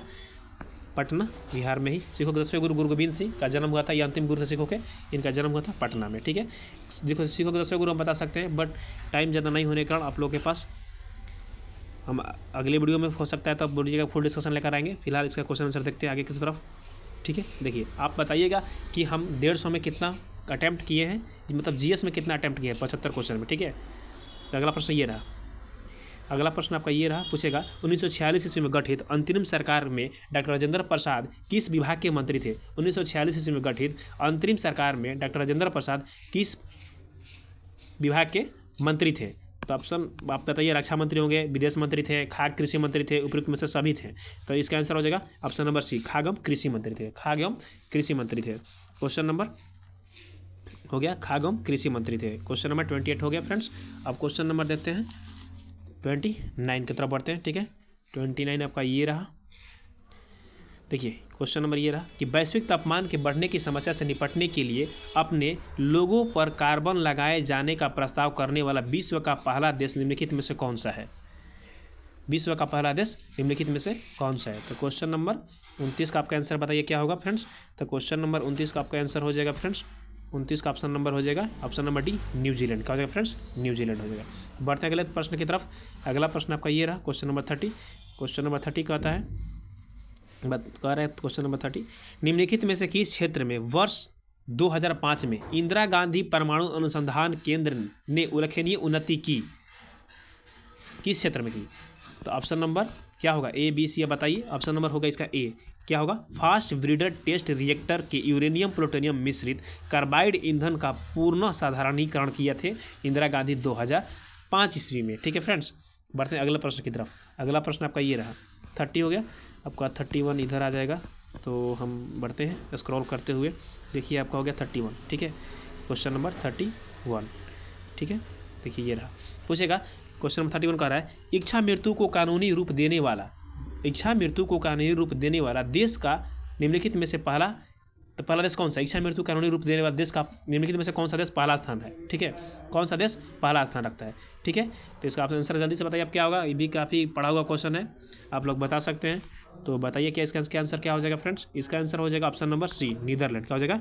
नीदरलैंड यह ऐसा पहला देश है जो इच्छा मृत्यु कह रहा है कि अपने आप से इच्छा मृत्यु कर लीजिए अपने देश में, जबकि इच्छा मृत्यु हमारे यहाँ भारत देश में ऐसा बात नहीं है। ठीक है, अगले प्रश्न की तरफ बढ़ते हैं। अगला प्रश्न आपका ये रहा क्वेश्चन नंबर 32, निम्नलिखित में से कौन सा आयोग सर्वप्रथम भारत, निम्नलिखित में से कौन सा आयोग सर्वप्रथम, निम्नलिखित में से कौन सा आयोग भारत, निम्नलिखित में सर्वप्रथम कौन सा आयोग भारत के किसी भी धारा के अंतर्गत किसी निश्चित प्रावधान के अनुच्छेद में स्थापित किया गया है। तो ये तो काफ़ी इजी क्वेश्चन है, ये इसका हो जाएगा ऑप्शन नंबर सी, चुनाव आयोग। क्या हो जाएगा, चुनाव आयोग। नेक्स्ट क्वेश्चन बढ़ते हैं, क्वेश्चन नंबर 33, विश्व आर्थिक फोरम की बैठक का स्थल दावोस पर स्थित है, कहाँ पर हुआ था, पूछ रहा आपसे। तो इसका आंसर बताइए क्या होगा। क्वेश्चन नंबर 33 का आंसर बताइए क्या होगा फ्रेंड्स। क्वेश्चन नंबर 33 का ऑप्शन क्या हो जाएगा, जल्दी से कमेंट कीजिए। क्वेश्चन नंबर 33 का हो जाएगा ऑप्शन नंबर सी, स्विट्जरलैंड का हो जाएगा, स्विट्जरलैंड हो जाएगा। अगले प्रश्न की तरफ बढ़ते हैं फ्रेंड्स। अगला प्रश्न आपको ये रहा, ओलंपिक खेलों में किस खेल के लिए बैल बाकर कप दिया जाता है, पूछ रहा है ओलंपिक खेलों में किस खेल के लिए बैल बाकर कप दिया जाता है। तो जल्दी से बताइए इसका आंसर क्या होगा फ्रेंड्स। बैल बाकर कप किसके लिए दिया जाता है फ्रेंड्स। तो ऑप्शन नंबर बी, मुक्केबाजी। क्या होगा फ्रेंड्स, मुक्केबाजी हो जाएगा। देखिए यहाँ से कुछ क्वेश्चंस बनते हैं तो बताना ठीक रहेगा। देखिए पूछ जाएगा आपसे रणजी ट्रॉफी, देवधर ट्रॉफी, ईरानी ट्रॉफी, सिके नायडू ट्रॉफी, ड्लीट ट्रॉफी, ये किस खेल से संबंधित है, शब्दावली है। तो क्रिकेट की, क्या होगा, क्रिकेट से। फिर आपसे पूछ देगा Davis cup, Maradona cup, Santosh trophy, Rovers cup, DCM trophy, Federation cup, ये सब संबंधित है फुटबॉल से। फिर आपसे पूछ देगा आगा खां बैटन कप, ध्यानचंद ट्रॉफी, किससे खेल संबंधित है, तो हॉकी से फ्रेंड्स। क्या हो जाएगा, हॉकी से। अगले प्रश्न की तरफ बढ़ते हैं फ्रेंड्स। अगला प्रश्न आपका ये रहा, प्राचीन नगर तक्षशिला निम्नलिखित में से किनके बीच स्थित है। प्राचीन नगर जो तक्षशिला है किनके बीच स्थित है। Option number A, Sindhu Jhelum Chenab Ravi Beas. बताइए इसका आंसर क्या होगा। इसका आंसर आपका हो गया फ्रेंड्स ए, सिंधु और झेलम हो जाएगा, सिंधु और झेलम हो जाएगा। ठीक है, तो जितना क्वेश्चन बन सकता है यहाँ से हम बता चुके हैं। अब अगला प्रश्न पर बनता है फ्रेंड्स। अगला क्वेश्चन ये रहा, निम्नलिखित में से कौन सा विद्रोह बंकिम चंद्र चटर्जी के उपन्यास के आनंद मठ के द्वारा प्रसिद्ध है। निम्नलिखित में से कौन सा विद्रोह बंकिम चंद्र चटर्जी के उपन्यास के आनंद मठ के द्वारा प्रसिद्ध है। मैंने कौन सा विद्रोह था जो बंकिम चंद्र चटर्जी के आनंद मठ से उपन्यास से मतलब प्रसिद्ध है। तो इसका आंसर आप बताइए क्या होगा। भील विद्रोह होगा, रंगपुर विद्रोह होगा, विष्णुपुर तथा वीरभूमि विद्रोह होगा, सन्यासी विद्रोह होगा। जल्दी से बताइए आपका आंसर क्या होगा। इसका आंसर हो जाएगा फ्रेंड्स ऑप्शन नंबर डी, सन्यासी विद्रोह। क्या हो जाएगा, सन्यासी विद्रोह। क्वेश्चन नंबर 36 का ऑप्शन नंबर डी, सन्यासी विद्रोह। देखिए यहाँ से क्वेश्चन कुछ बनते हैं जो जानना जो जरूरी होता है, पूछेगा सन्यासी जो विद्रोह केंद्र सरकार के नेतृत्व में कब किया गया था, कब से कब तक 1867 से 1766 से। क्या होगा फ्रेंड्स, 1766 से 1800 ईस्वी, 1700 से 1800 ईस्वी तक, ठीक है। और बिहार और बंगाल में चला था ये सन्यासी विद्रोह, बिहार और बंगाल में चला था, आप जानते हैं। और ये यहाँ से और क्वेश्चन बन देगा, भील विद्रोह का नेतृत्व किसने किया और कब तक चला था, ठीक है। भील विद्रोह का नेतृत्व किसने किया था, यहाँ से प्रश्न बनेगा भील विद्रोह। तो भील विद्रोह का नेतृत्व किए थे सेवाराम। कितने किए थे फ्रेंड्स, सेवाराम ने भील विद्रोह का नेतृत्व किए थे। ये चला था 1825 से 1831 ईस्वी, 1825 से 1831 ईस्वी के बीच में चला था, ठीक है, भील विद्रोह। फिर यहाँ से क्वेश्चन पूछेगा अहोम विद्रोह किसके विरुद्ध में चलाया गया था। अहोम विद्रोह चलाया गया था फ्रेंड्स, अहोम विद्रोह चलाया गया था आपका अंग्रेजों के विरुद्ध में अहोम विद्रोह चलाया गया था, ठीक है। और ये कब हुआ था फ्रेंड्स, 1828 ईस्वी में, 1828 ईस्वी में अहोम विद्रोह, ठीक है। तो बढ़ते हैं अगले प्रश्न की तरफ। अगला प्रश्न आपका ये रहा, क्वेश्चन नंबर 37, निम्नलिखित में से कौन सा कथन सत्य नहीं है, पूछ रहा है। तो देखिए ऑप्शन चेक कर लीजिए कौन सा कथन सत्य नहीं है। पूछ रहा है, ऑप्शन ए कह रहा है कि महानदी का उद्गम छत्तीसगढ़ में, बात सही है बात है। फिर पूछे गोदावरी का उद्गम असम महाराष्ट्र में, भी सही है। फिर कह रहा है कावेरी नदी का उद्गम आंध्र प्रदेश में है, ये गलत है, ये नहीं होगा। ये आपका हो जाएगा कावेरी नदी का हो जाएगा आंध्र प्रदेश में नहीं होगा, ये बल्कि ये हो जाएगा कर्नाटक में। क्या हो जाएगा फ्रेंड्स, कर्नाटक में हो जाएगा। क्या हो जाएगा, कर्नाटक में हो जाएगा। ये ताप्ती नदी का उद्गम स्थान मध्य प्रदेश में है, बात सही है। अगले प्रश्न की तरफ बढ़ते हैं। अगला प्रश्न आपका ये रहा, निम्नलिखित में से कौन सा एक हिंदुस्तानी शास्त्रीय गायक है, पूछ रहा है। निम्नलिखित में से कौन सा एक हिंदुस्तानी शास्त्रीय गायक है, इसका हो जाएगा, बताइए क्या होगा। गीता चंद्र होगा, लीला शमशाइन होगा, गंगूबाई हंगल होगा, स्वप्न सुंदरी होगा। तो इसका आंसर हो जाएगा option number C, Gangubai Hangal हो जाएगा, ठीक है। अगला क्वेश्चन की तरफ बढ़ते हैं। अगला क्वेश्चन आपका ये रहा, कोलंबो से अल्मोड़ा तक बख्यान निम्नलिखित में से किन का अनुभव पर आधारित है। मैंने कोलंबो से अल्मोड़ा तक के बारे में किन्होंने बख्यान किया था, ये कह रहा है क्वेश्चन में, ठीक है। तो इसका ऑप्शन हो जाएगा ऑप्शन नंबर हो जाएगा डी, स्वामी विवेकानंद हमारे थे जो कोलंबो से अल्मोड़ा के बारे में ये कहे थे। स्वामी विवेकानंद की बात आते हैं तो बहुत सारी इनकी कृतियाँ है, कर्मयोग है, ज्ञान योग है, राजयोग है, ये सब इनकी सारी पुस्तकें हैं, ठीक है आपको। और इनके बहुत सारे अभी प्रसिद्ध पुस्तक भी हैं, ठीक है। इनकी मासिक पत्रिका भी है प्रसिद्ध, भारत इनकी मासिक पत्रिका भी है स्वामी विवेकानंद की, ठीक है। और बढ़ते अगले प्रश्न की तरफ। अगला प्रश्न आपका 40 यानी 40 क्वेश्चन नंबर की तरफ बढ़ते हैं। 40 नंबर क्वेश्चन ये रहा आपका, पूछेगा वैज्ञानिक तथा औद्योगिक अनुसंधान परिषद के अध्यक्ष होता है। पूछेगा कि वैज्ञानिक तथा औद्योगिक अनुसंधान परिषद के अध्यक्ष कौन होते हैं। काफ़ी इजी प्रश्न फ्रेंड्स, हमेशा पूछा जाता है एग्जामों में। इसका हो जाएगा भारत का प्रधानमंत्री, ऑप्शन नंबर सी, भारत का प्रधानमंत्री वैज्ञानिक तथा औषधि अनुसंधान के परिषद के अध्यक्ष होते हैं प्रधानमंत्री, ठीक है। क्वेश्चन नंबर 41 का आता है। क्वेश्चन नंबर 41 पर चलते हैं। क्वेश्चन नंबर 41 का आता है, भारत में हरित क्रांति का जनक किसे माना जाता है। भारत में हरित क्रांति के जनक किसे माना जाता है, ठीक है फ्रेंड्स। तो भारत में हरित क्रांति के जनक जैसे ही बात आता है तो इसका ऑप्शन हो जाएगा option number B, M S. Swaminathan. क्या हो जाएगा फ्रेंड्स, एम.एस. स्वामीनाथन में भारत में हरित क्रांति के जनक के रूप में जाने जाते हैं, ठीक है फ्रेंड्स। और ये हरित क्रांति की शुरुआत कब हुआ था फ्रेंड्स, 1967 से 1966 में। क्या हुआ था फ्रेंड्स, 1966 में हरित क्रांति की शुरुआत हुआ था, ठीक है फ्रेंड्स। और ये किस फसल पर जोड़ दिया गया था, गेहूं पर सबसे ज़्यादा जोड़ गया था इस पर, ठीक है, गेहूं और गन्ना इस वगैरह पर दिया गया था, ठीक है। तो अगला प्रश्न की तरफ बढ़ते हैं फ्रेंड्स। अगला प्रश्न आपका 42 नंबर हुआ। 42 नंबर प्रश्न पर कह रहा है 42, श्री कुमार बनर्जी निम्नलिखित में से किससे संबंधित। श्री कुमार बनर्जी एक व्यक्ति थे जो किस आयोग से संबंधित थे। परमाणु ऊर्जा आयोग से, भाभा परमाणु से, कि रक्षा अनुसंधान से, कि इनमें से कोई भी नहीं। तो आपका इसका आंसर हो जाएगा जो थे श्री कुमार बनर्जी, ये परमाणु ऊर्जा आयोग से संबंधित थे। श्री कुमार बनर्जी जो परमाणु ऊर्जा आयोग से संबंधित है, ठीक है। अगला प्रश्न की तरफ बढ़ते हैं, ठीक है।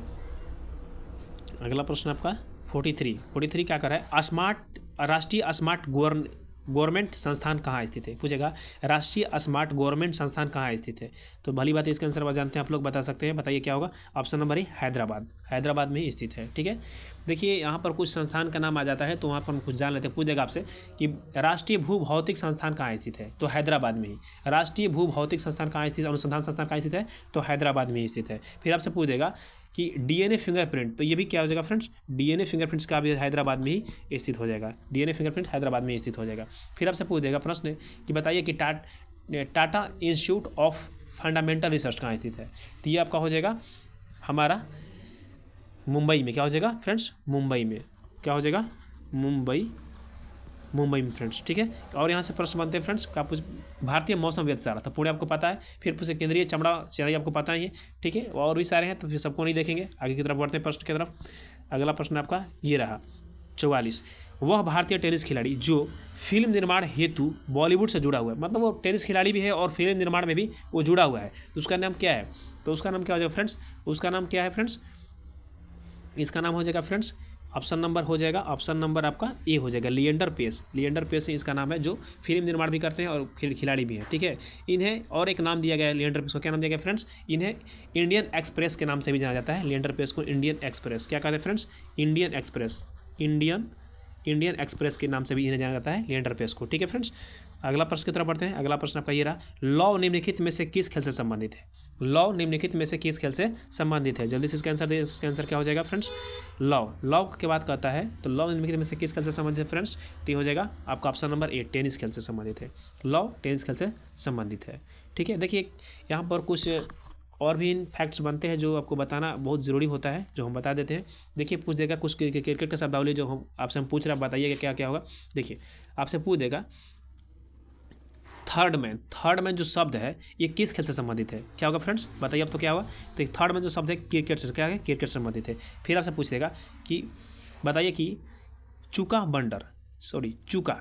जो खेल है किस खेल का शब्दावली है, तो चूका पोलो का, क्या है फ्रेंड्स, पोलो का। हम वही पूछ रहे जो एग्जाम में आता हुआ है, ठीक है, क्या है, पोलो से संबंधित है, क्या होगा फ्रेंड्स, पोलो से। चूका क्या हो जाएगा, पोलो से हो जाएगा, ठीक है। अगला एक प्रश्न बनता है आपसे, इसी में प्रश्न बनता है क्रिकेट शब्दावली से, खेल शब्दावली से बन रहा है। पूछ जाएगा डायमंड होम और बेसमैन किस खेल का शब्दावली है, डायमंड होम और बेसमैन। तो बेसमैन से संबंध दीजिए, बेसबॉल, क्या हो जाएगा फ्रेंड्स, बेसमैन जैसे ही आया था क्या हो जाएगा फ्रेंड्स, बेसबॉल, क्या हो जाएगा, बेसबॉल, क्या हो जाएगा, बेसबॉल, ठीक है। और भी सारे बनते हैं तो सबको नहीं देखेंगे क्योंकि आगे भी बढ़ना है, ठीक है। आगे बढ़ते हैं, क्वेश्चन नंबर 46 2014 के राष्ट्रमंडल खेलों का आयोजन निम्नलिखित में से किस देश में आयोजित किए जाएंगे। 2014 के राष्ट्रमंडल खेलों का आयोजन निम्नलिखित में से किस देश में किए जाएंगे, जल्दी से इसका आंसर बताइए क्या होगा फ्रेंड्स। ये करंट का क्वेश्चन उस समय का आया हुआ क्वेश्चन था, प्रीवियस ईयर पढ़ा रहे तो वही ना होगा, ठीक है। इसका हो जाएगा स्कॉटलैंड में, क्या हो जाएगा फ्रेंड्स, स्कॉटलैंड में। अगला प्रश्न आपका ये रहा, वृंदावन गार्डन कहाँ स्थित है। अगला प्रश्न आपका ये पूछ रहा है कि वृंदावन गार्डन कहाँ स्थित है, तो इसका आंसर जल्दी से बताइए, वृंदावन गार्डन कहाँ स्थित है फ्रेंड्स। इसका हो जाएगा वृंदावन गार्डन कहाँ हो जाएगा friends, option number C, Mysore में, क्या हो जाएगा, मैसूर में हो जाएगा।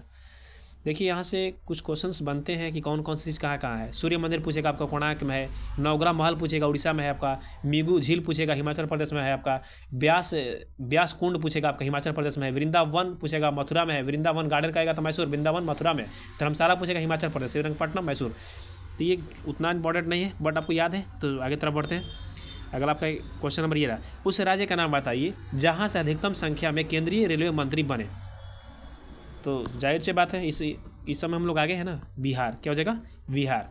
लालू प्रसाद यादव काफ़ी दिन तक रेल मंत्री बन चुके हैं, ठीक है, केंद्रीय मंत्री भी हमारे यहाँ रह चुके हैं, ठीक है। और अगला प्रश्न बनता है आपका ये रहा, बताइए निम्नलिखित में से कौन सा एक टेनिस खिलाड़ी है, निम्नलिखित में से कौन सा एक टेनिस खिलाड़ी है, तो जल्दी से आंसर दीजिए। इसका हो जाएगा ग्रेग जॉन्स, क्या हो जाएगा फ्रेंड्स, ग्रेग जॉन्स। निम्नलिखित में से कौन सा टेनिस खिलाड़ी है, तो ग्रेग जॉन्स हो जाएगा। अगला प्रश्न आपका ये रहा, क्वेश्चन नंबर 50 आ गया, श्री HR भारद्वाज राज्यपाल हैं, श्री HR भारद्वाज राज्यपाल हैं कहाँ के फ्रेंड्स, जल्दी से बताइए इसका आंसर क्या होगा क्वेश्चन नंबर 50 का। श्री HR भारद्वाज कहाँ के होंगे, तो ऑप्शन नंबर हो जाएगा, ऑप्शन नंबर बताइए क्या होगा, ऑप्शन नंबर ए हो जाएगा कर्नाटक, क्या हो जाएगा फ्रेंड्स, कर्नाटक के हो जाएंगे, ठीक है। अगला प्रश्न की तरफ बढ़ते हैं। अगला प्रश्न आपका क्या, अगला प्रश्न आपका 51 इधर आ जाएगा आपका प्रश्न 51, ठीक है। ये देखिए आपका हो गया 51, ठीक है। देखिए ये तो मैथ का क्वेश्चन आ गया, मैथ का क्वेश्चन आ गया तो हम तो यहाँ स्क्रीन पर कितना बना पाएंगे, बना नहीं पाएंगे ना, तो डिजिटल बोर्ड तो है नहीं, फिर भी हम बता देते कैसे ये बनेगा, ठीक है। और आप चाहते हैं कि मैथ और रीजनिंग की बेहतर से बेहतर ढंग से हमको समझाएं तो आप कमेंट कीजिए कि हम इसका एक वीडियो लेकर आए इसी सेट का, जिसमें मैथ रीजनिंग को फुल डिटेल्स के साथ बताएंगे कैसे कैसे कौन कैसे फैक्ट कहाँ से बन गया और कैसे कैसे कहाँ से आता है क्वेश्चन, ठीक है। देखिए क्वेश्चन नंबर ये रहा, 3 मिश्रण आपका, आप आंसर दीजिएगा, हमारा क्वेश्चन को पढ़ लीजिए, रोक लीजिए, पूछ कर इसका आंसर दीजिएगा, ठीक है। 3 मिश्रण जिसमें दूध पानी, जिसमें क्या क्या 3 मिश्रण है कि क्या क्या है, दूध और पानी है, तीन को अनुपात में मिलाया गया है। कौन कौन? 5:1 में दूध है, फिर 3 को मतलब बर्तन है, ठीक ना, मिश्रण मिलाया गया है। 5:1 एगो में बर्तन में, एगो बर्तन में 2:1 है, तथा एगो में 3:1। पहले क्वेश्चन को समझिए, 3 मिश्रण है, 3 को बर्तन था, उसमें दूध और पानी का अनुपात मिलाया गया। एगो 5:1 था, एगो 2:1 था, एगो 3:1 था। ये अनुपात में है, जिसे 1:2:3। फिर करा के तीनों को हम लोग एक अनुपात में मिला दिए, ठीक है, दूध और पानी को, मिश्रण को एगो डब में, ठीक है। फिर करा अनुपात में मिला दिया जाता है, तो अंतिम मिश्रण में दूध और पानी का अनुपात क्या होगा, मतलब पूरा मिला के लास्ट में पानी और दूध का अनुपात क्या होगा। तो देखिए इस तरह के प्रश्नों को हम लोग कैसे बनाएंगे, कुछ करना नहीं है आपको, काफ़ी ईजी प्रश्न ये भी है। देखिए ये तो बनाने में काफ़ी स्क्रीन पर दिक्कत होता है, फिर भी हम समझा देते हैं कैसे बनेगा। देखिए सबसे पहले क्या कीजिए ना, ये मिश्रण को जोड़िए, क्या कीजिएगा 5, ये देखिए आपका सबसे पहले हम दूध निकालते हैं और दूध और पानी, यहाँ पर लिख दीजिए इधर एक साइड से दूध, क्या लिखिए फ्रेंड्स, दूध, क्या लिखिए, दूध, ठीक, और यहाँ लिख दीजिए पानी, ठीक है। देखिए तो दूध देखिए पहला अनुपात लीजिए 5 हो गया, और दोनों मिश्रण को जोड़िए 5 + 1, पूरा मिश्रण कितना हो गया 6, और दूध कितना था 5, ठीक है। अब देखिए एगो हो गया मिश्रण, कभी एगो का निकाले, ठीक है, एक बर्तन का। अब ये कह रहा है कि मिला रहे के कितना अनुपात में, तो 1 अनुपात में, तो 1 से मल्टीप्लाई कीजिए इसमें, अब इसको प्लस कीजिए, इसी तरह से बारी बारी। अब इसका कीजिए, ये दूध का हो गया, ठीक ना, अभी दूधे के लेकर चलिए, उसके बाद पानी लेकर के चलेंगे 1 अनुपात में, ठीक है। अब देखिए यहाँ पर ये 5 वाला हो गया, अब ये 2:1 है ना अगला, तो दोनों को जो 2 अब +1 इसको जोड़ दीजिए, तो पूरा मिश्रण हो गया 3, ये 3 हो गया ना। अब दूध का कितना है, 2 है, और कुत्ता पूरा मिश्रण कितना है 3 है, और इसमें किससे मल्टीप्लाई कीजिएगा, देखिए ये दूध वाला कौन सा है, ये तीनों अनुपात में 2 हो जाएगा, फिर इसको भी प्लस कीजिए। अब देखिए यहाँ पर क्या आ गया, यहाँ पर आ गया 3, तो 3 ले लीजिए, यहाँ पर 3 ले लीजिए, ठीक है, और दोनों को जोड़ दीजिए, 3 + 1 कितना हो जाएगा, 4 हो जाएगा, ये क्या हो जाएगा 4 हो जाएगा, तो यहाँ पर 4 लिख दीजिए, यहाँ पर हो जाएगा आपका 4। अब यहाँ पे किसमें मल्टीप्लाई कीजिएगा, ये 1 या 2 हुआ, 3 हुआ, इसको ये दूध हो गया। अब पानी वाला बारी बारी, पानी वाला ये हो गया, ये हो गया, ये हो गया, सब में फिर 1 से मल्टीप्लाई, 2 से मल्टीप्लाई करते चले जाएंगे, और दोनों का अनुपात करके मर्ज करके लास्ट में निकाल देंगे। इसका आंसर क्या आ जाएगा, इसका ऑप्शन हो जाएगा option number D. Option number D में कहने का मतलब इसका आंसर क्या होगा, इसका होगा 53:19 हो जाएगा। कितना हो जाएगा ऑप्शन नंबर डी में 53:19 हो जाएगा इसका आंसर, ठीक है फ्रेंड्स। इस तरह से ये प्रश्न बनेगा, ठीक है। देखिए मैथ के प्रश्न को हम कैसे बना पाएंगे, यहाँ पर बनाने में काफ़ी दिक्कत होता है, ठीक है। तो आप अगर कमेंट कीजिए कि हमको मैथ के चाहिए, तो बेहतर ढंग से इसको समझाने का प्रयास करेंगे, ठीक है, वो भी फ्री ऑफ कॉस्ट देंगे, कोई भी दिक्कत नहीं होगा आपको समझने में, ठीक है। तो अगला प्रश्न की तरफ बढ़ते हैं। अगला प्रश्न आपका ये रहा, क्वेश्चन नंबर 52 अगर एक निम्नलिखित में से कौन सा बर्ड फ्लू वायरस है जिसे एवियन फ्लू वायरस भी कहा जाता है, माने ऐसा कौन सा बर्ड फ्लू वायरस है जिसे एवियन फ्लू भी कहा जाता है। तो ध्यान रखिए, देखिए 2 प्रकार का वायरस होता है, बर्ड फ्लू और स्वाइन फ्लू। बर्ड फ्लू जब भी रहेगा, तो बर्ड फ्लू आपको रहेगा, तो वर्ड में क्या होता है, बड़ा शब्द है वर्ड, तो वर्ड में बड़ा शब्द देता है H5N1, क्या होगा H5N1, इसका आंसर हो जाएगा, क्या होगा फ्रेंड्स H5N1, ऑप्शन नंबर ए H5N1, H5 और N1 हो जाएगा, ठीक है। स्वाइन फ्लू पूछेगा था, तो H1 और N1 होगा, H1 और N1, ठीक है। तो अगला प्रश्न की तरफ बढ़ते हैं फ्रेंड्स। अगला प्रश्न आपका ये रहा, पूछेगा सिम कार्ड में सिम का पूर्ण रूप क्या है।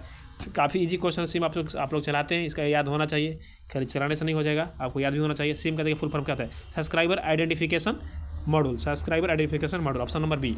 देखिए सिम कार्ड जैसे ही बात आता है, तो मोबाइल में जितने भी कुछ वर्जन होते हैं जिनका फुल फॉर्म जानना अति आवश्यक होता है, उनके बारे में हम बता देते हैं, ठीक है। तो देखिए जैसे मोबाइल हम लोग, उसमें क्या मोबाइल में सिम होता है, और मोबाइल और क्या होता है, रैम होता है। क्या होता है फ्रेंड्स, क्या होता है फ्रेंड्स, रैम होता है। क्या होता है फ्रेंड्स, रैम। क्या होता है मोबाइल में, रैम होता है। तो रैम का फुल फॉर्म पूछेगा, तो रैंडम एक्सेस मेमोरी हो जाएगा, रैंडम एक्सेस मेमोरी हो जाएगा। फिर आपका मोबाइल में रोम होता है, तो रोम का फुल फॉर्म पूछेगा, रीड ओनली मेमोरी हो जाएगा, रीड ओनली मेमोरी हो जाएगा। फिर आपका मोबाइल में आता है, क्या बोलते हैं, वायरस भी होते हैं मोबाइल में, तो वायरस का फुल भी पड़ेगा, फुल फॉर्म भी पूछेगा। देखिए वायरस का फुल फॉर्म क्या होता है, वायरस का फुल फॉर्म होता है विटॉल इन्फॉर्मेशन, वी से होगा विटॉल, आई से होगा इन्फॉर्मेशन, आर से हो जाएगा आपका रिसोर्स, और यू से हो जाएगा आपका अंडर, और एस हो जाएगा आपका साइज। क्या हो जाएगा, सिग्ज, साइज हो जाएगा, क्या हो जाएगा, साइज हो जाएगा। इसका फुल फॉर्म हो गया। अब इसमें PNG भी होता है, PNG का फुल फॉर्म क्या होता है, पोर्टेबल होता है, नेटवर्क होता है, ग्राफिक्स होता है, IP इसमें मोबाइल में IP भी होता है, इंटरनेट प्रोटोकॉल होता है, ठीक है फ्रेंड्स। बढ़ते हैं अगला प्रश्न की तरफ। अगला प्रश्न आपका ये रहा, निम्न में से कौन सा भारी पिंड सायंकाल रात्रि यानी रात्र के समय आकाश में सबसे चमकीला चमकता है, कौन सा ऐसा ग्रह या पिंड है जो आकाश में राति में ज़्यादा चमक उसको देता है। तो ये तो काफ़ी इजी क्वेश्चन है, आप लोग पढ़े हैं, 5वीं क्लास से पढ़े। ठीक, क्या हो जाएगा इसका ऑप्शन नंबर डी, शुक्र ग्रह ही है जो ऐसा आकाशीय पिंड है जो रात में चमक की तरह दिखाई देता है, चमकीला दिखाई देता है। ठीक है, क्वेश्चन नंबर अगला प्रश्न, समुद्री शीतल पवन बहती है कैसे? समुद्री शीतल पवन बहती है कैसे, किस तरह से? समुद्री शीतल पवन बहती है, ऑप्शन नंबर हो जाएगा बी, दिन में समुद्र से भूमि की ओर। दिन में समुद्री शीतल कहेगा तो दिन में समुद्र से भूमि की ओर समुद्री शीतल पवन बहती है। देखिए, एक हम ज्योग्राफी का क्लास लेकर आएंगे, ज्योग्राफी में बेहतर तरीके से बताएंगे कि समुद्री शीतल, धरतरीय शीतल, समुद्री पवन, धारा पवन कैसे कैसे क्या क्या होता है, ठीक है। तो उसमें हम अगला वीडियो में बताएंगे, ठीक है। तो आगे वीडियो में बने रहिए, आप देखते रहिए। देखिए आपका ये क्वेश्चन रहा, क्वेश्चन नंबर 56 कह रहा है कि एक मनुष्य 3 वर्ष की अवधि के लिए समान दर पर तथा सामान्य ब्याज पर 400 रुपये तथा 600 रुपये उधार देता है, ठीक है, तथा ब्याज के रूप में उसे कुल 90 रुपये मिलते हैं। तो प्रति वर्ष प्रतिशत ब्याज की दर क्या होगा? प्रति वर्ष प्रतिशत ब्याज की दर क्या होगा? कुछ नहीं करना है, काफ़ी ईजी प्रश्न ये। देखिए, सबसे पहले आप क्या कीजिएगा ना, एक बार निकालिए, एक में दोनों में पहले दर दिया नहीं है, ठीक है। दर को हम लोग आर मान लेते हैं, क्या मान लेंगे फ्रेंड्स? दर को आर मान लीजिए, ठीक है। तो दर को आर मान लीजिए और हमारे निकाल दीजिए 2 साधारण ब्याज निकालिए, एक साधारण ब्याज पर दूसरा का साधारण ब्याज। तो एक में दिया 600 रुपये, को 400 रुपये दिया है, ठीक है। और दोनों का ब्याज कुल मिल रहा है 90 रुपया। तो क्या करना है, दोनों को ब्याज जोड़ के बराबर 90 रुपये। जैसे मान लीजिए साधारण ब्याज बराबर होता है मूलधन गुना दर गुना समय, तो पहले का हो जाएगा 400 मूलधन गुने दर। दर कितना पहले का समय 3 है और दर कितना दर दिया नहीं आर है, ठीक है। और कितना हो जाएगा बाटा में 100 हो जाएगा साधारण ब्याज बराबर। फिर दूसरा का कह रहा है कि आपका हो जाएगा मूलधन हो जाएगा 600, फिर आपका हो जाएगा दर समय 3 हो जाएगा और दर दिया नहीं तो आर हो जाएगा, दर के लिए आर लेंगे, ठीक है। बाटा में 100 बराबर कुल कितना रुपये मिल रहा है हमको? 90 रुपये मिल रहा है। बस कैलकुलेशन कीजिएगा, इसका आंसर आ जाएगा प्रतिशत में। तो इसका आंसर हो जाएगा 3%, क्या हो जाएगा 3%, क्या हो जाएगा 3% हो जाएगा, ठीक है। अगले प्रश्न की तरफ बढ़ते हैं फ्रेंड्स। अगला प्रश्न आपका ये रहा। अगला प्रश्न क्या है, तेल की लागत 100 रुपये प्रति लीटर पड़ती है, जिसमें से दूसरे तेल की मिलावट करने पर लागत 50 रुपये प्रति लीटर पड़ती है। राम इस मिश्रण को 96 प्रति लीटर के हिसाब से बेचकर 20% का लाभ कमाता है, तो वह किस अनुपात में दोनों को मिलता है? देखिए, जैसे ही एलिगेशन का प्रश्न आता है तो इसमें दो चीज डाटा दिया है, मिश्रण का 96 दिया है, 100 दिया है, 50 रुपये और 20% दिया है, ठीक है। सबसे पहले इसको क्या करेंगे ना, देखिए सबसे पहले निकालेंगे कि मिश्रण का क्रय मूल्य कितना है, इसमें मिश्रण का क्रय मूल्य कितना है, ठीक है। तो मिश्रण का क्रय मूल्य देखिए इसमें हो जाएगा आपका 96 बटा 120 गुने 100%। क्रय मूल्य निकाल रहे हैं अभी, ठीक है। इसका करने के बाद आ जाएगा, कितना आ जाएगा आपका? आ जाएगा ये 0 से 0 कट गया, ये 12 बटा 96, ये आ जाएगा 80 रुपये, क्या आ जाएगा 80 रुपया, ठीक है। तो ये क्या हो गया? औसत मूल्य इसका होगा, ठीक है, सभी का। तो हम क्या करेंगे, अब एलिगेशन लगा देंगे। एलिगेशन कैसे लगाएंगे? देखिए, यहाँ पर 80 कर देंगे, यहाँ पर 80 कर देंगे, ठीक है। और प्रारंभ में हमारा क्या था? 100 था, और यहाँ पर हमारा कितना था? 50 रुपया था। और यहाँ पर हम कैलकुलेशन करेंगे तो इधर निकालेंगे तो इतना कितना आ जाएगा? इधर 30 बचे, यहाँ पर 30 से घटाएंगे तो 50 में से 80 30 आ जाएगा। यहाँ से 100 में से 80 घटाएंगे तो 20 आ जाएगा। ये 0 से 0 कट जाएगा, तो ये आपका क्या आ जाएगा? 3:2 आ गया इसका आंसर, 3:2 आंसर हो गया, ठीक है। अगले प्रश्न की तरफ बढ़ते हैं। देखिए, बनाने में काफ़ी दिक्कत हो रहा है, मैथ हम बनाएंगे नहीं, ठीक है। तो अगर मैथ आपको चाहिए और रीजनिंग का चाहिए फुल डिस्कशन, तो हमको हमें कमेंट कीजिए, तभी बना पाएंगे, ठीक है। अगले प्रश्न की तरफ बढ़ते हैं। अगला प्रश्न आपका ये रहा, यदि एक पेंडुलम से दोलन की करने वाली घड़ी को पृथ्वी से चंद्रमा पर लाया जाए तो घड़ी क्या होगी? तो जाहिर सी बात है, सुस्त हो जाएगी। ऑप्शन नंबर ए हो जाएगा, सुस्त हो जाएगी, ठीक है। क्वेश्चन नंबर अगला ये रहा आपका, जब प्रकाश की तरंग वायु से कांच में होकर गुजरती है तो कौन सा परिवर्तन प्रभावित होंगे, ठीक है। देखिए, तरंग और आवृत्ति और वेग, तरंग तो प्रभावित होगा, आवृत्ति प्रभावित कभी नहीं होता है, ठीक है। वेग भी प्रभावित होगा, तो ये ऑप्शन नंबर कट गया है। ऑप्शन नंबर बी कह रहा है केवल वेग तथा आवृत्ति तो हो ही भी नहीं करेगा, ठीक है। आवृत्ति जो कहते हैं रहता है। ऑप्शन नंबर सी कह रहा है तरंग दर्द और आवृत्ति इसमें भी नहीं होगा। अब बस ये क्या है, केवल वेग, तरंग दर्द और वेग। तो ये ऑप्शन नंबर क्या हो जाएगा? Option number D, option number D. आवृत्ति देखिए कभी नहीं बदलता है, ठीक है। जब भी बदलेगा तरंग दर और वेग ही बदलेगा, ठीक, इस माध्यम से होकर गुजरेगा तो, ठीक है। क्वेश्चन नंबर 59 हो गया। 60 देखते हैं। अब तो ज़्यादातर क्वेश्चन रीजनिंग, मैथ, साइंस से मिलेंगे, देखते हैं। देखिए, क्वेश्चन नंबर ये रहा 60, किसी पिंड की कुल दूरी का आधा वेग v1 से यात्रा करता है। किसी पिंड के कुल दूरी का आधा वेग v1 से यात्रा करता है तथा शेष आधा भाग v2 से करता है, तो उस पिंड का औसत वेग क्या है? पहला बार तो औसत वेग बराबर होता क्या है?